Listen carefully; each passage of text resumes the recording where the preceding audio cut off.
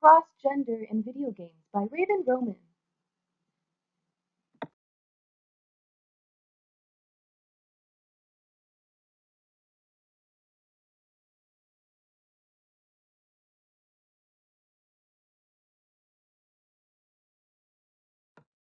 History timeline. In the 1940, the first video game was presented by Edward U. Condon. From 1947 to 1970s, the video gaming was improved by several men to compete for the better of the gaming systems.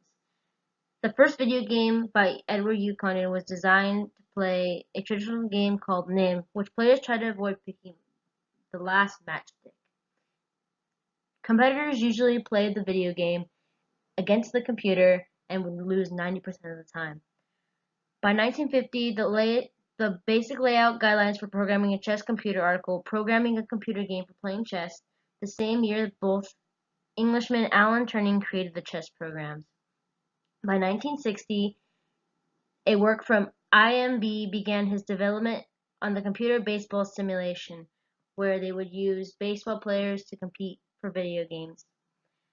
By 1970, there was a huge expansion in video gaming during that decade. In 1971, the game Oregon Trail came out and was one of the largest competitive games and learning systems for people. In 1980, the market decided to target boys in selling video games. Pac-Man was the first big hit in video gaming industry. By 1985, the Nintendo Entertainment System (NES) received an Alling United States video game industry 2 years after the Nintendo Corporation released its in Japan.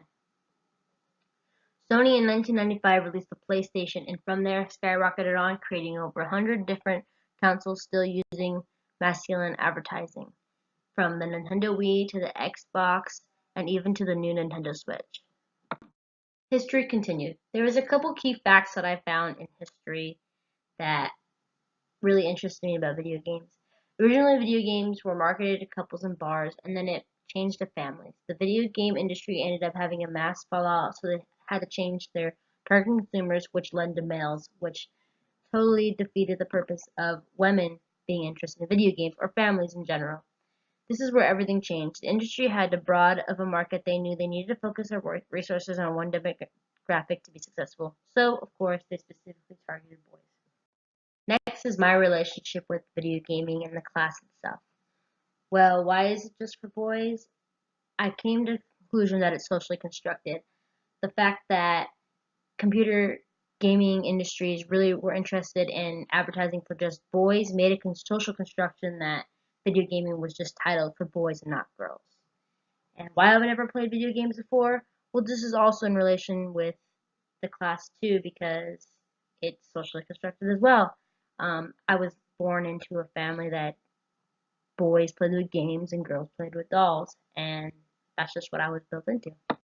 My reflection on the playing the game and the class itself has been pretty interesting, considering I did two different perspectives. One, I participated alone by playing Call of Duty and Mortal Kombat just to give myself a taste and feel in different games. First, starting off with Call of Duty, there was a lot of characters and a lot more involvement in the game. As for playing with Mortal Kombat, it was pretty simple and to the point, just being one versus another player or against the computer itself. I enjoyed it because I played at my own pace. Then I decided to play with my little brother because he's always playing video games, and because of him, I had the opportunity to play the game. It was a lot more challenging because he was very competitive, and it was pretty much played at his pace or my pace, whoever the computer was and who was winning. Except when we played Call of Duty, I noticed that we had a lot of time together, which was pretty cool. Him being by my side gave me an advantage, but I still found it a little more competitive as well because he was realizing that he was doing a lot better than me. As for being female versus male, I'd say this would be more of a masculine game just because of the fact that boys are more interested in it versus girls, and I think reflecting on the fact that boys were the target market in this game is why they're more interested in playing the game. as for me participating in again, video games seem cool. I enjoyed my time while doing it. I'm really glad that I chose this, but I don't know if video gaming is a thing for me, but it's definitely something I would look more into if I had free time.